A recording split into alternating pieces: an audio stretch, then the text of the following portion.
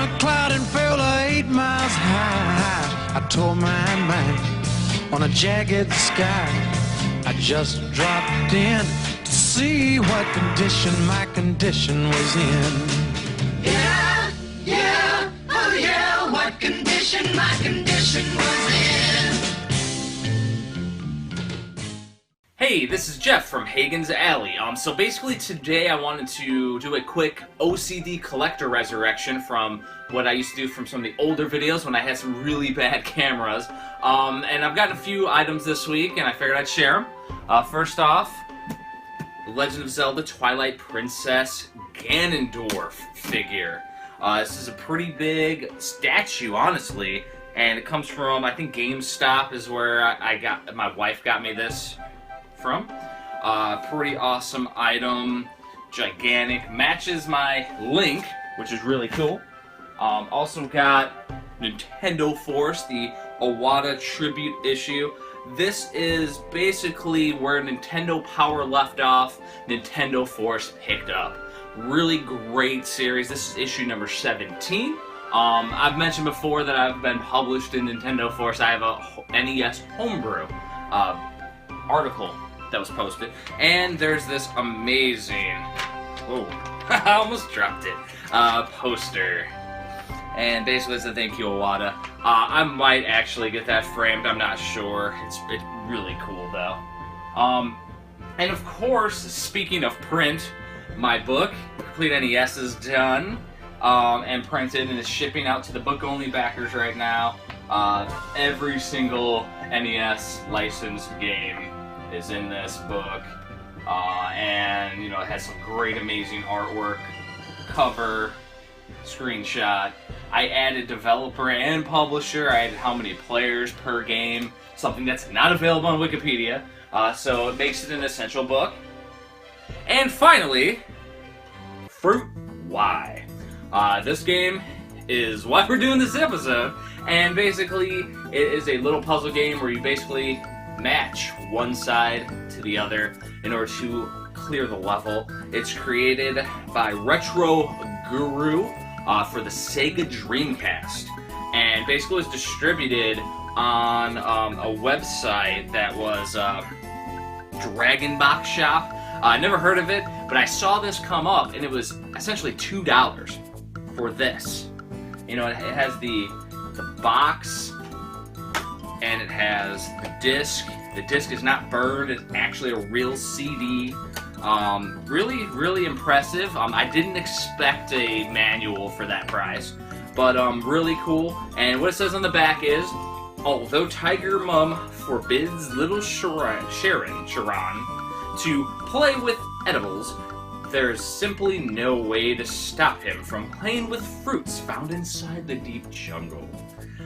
Being shiny, smelling wonderful, and tasting even better, Sharon can't be kept away. So let's do the best we could to support him. Can you beat all 120 levels at the end?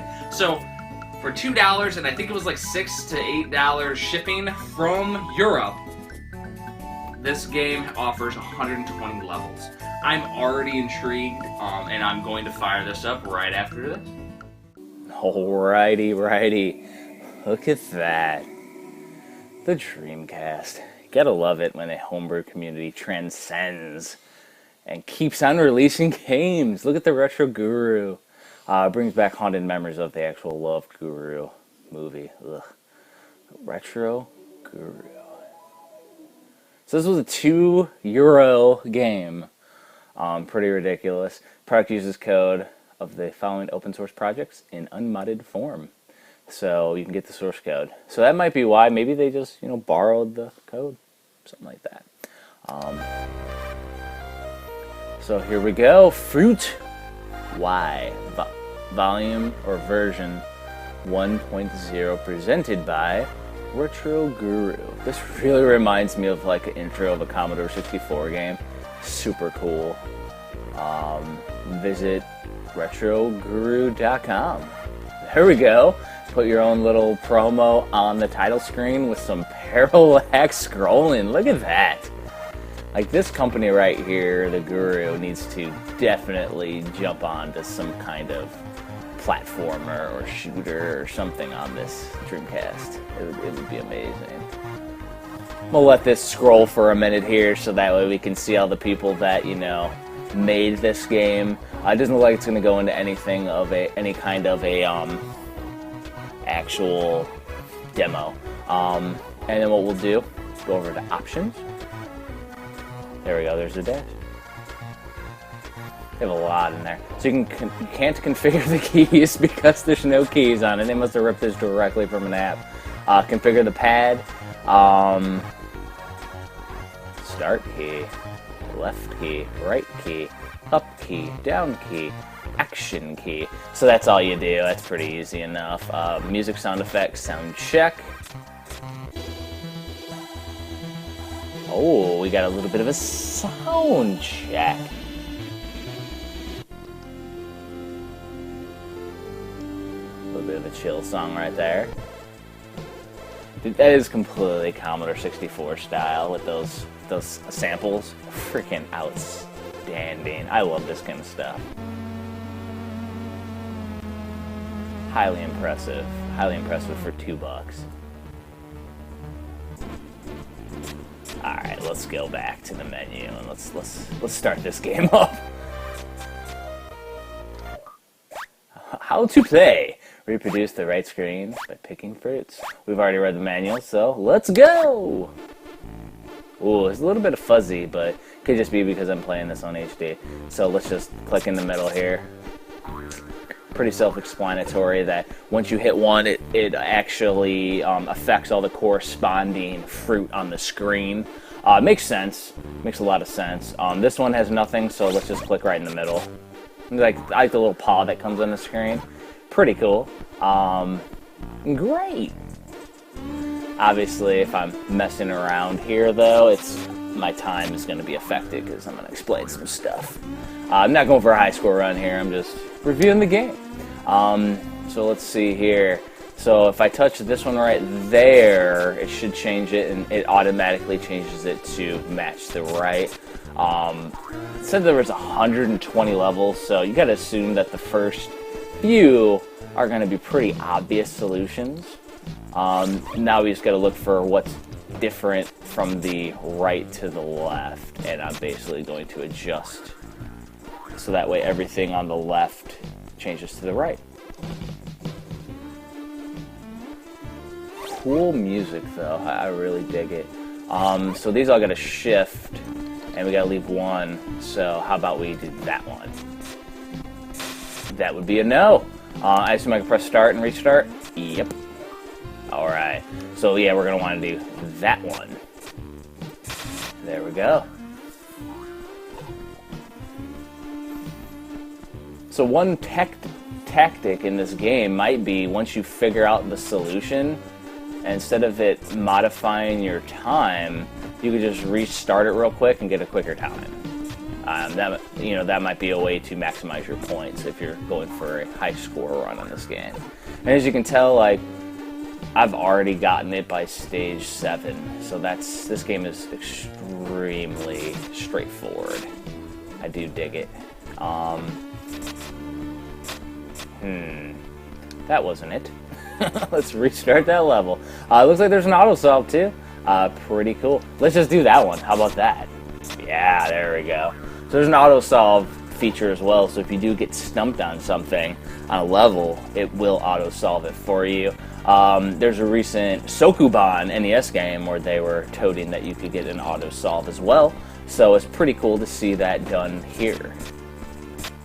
Basically, while I'm talking, I'm looking over on both sides to see if I could figure it out in my head. I definitely dig puzzle games, especially ones that challenge you.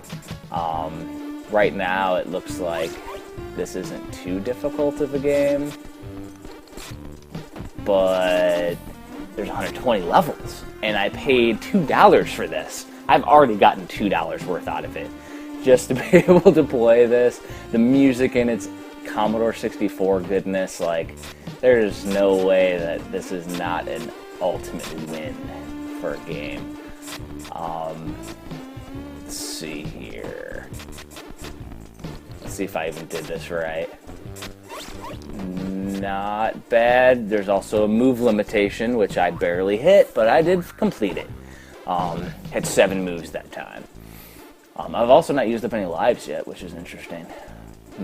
Let's put this one right there.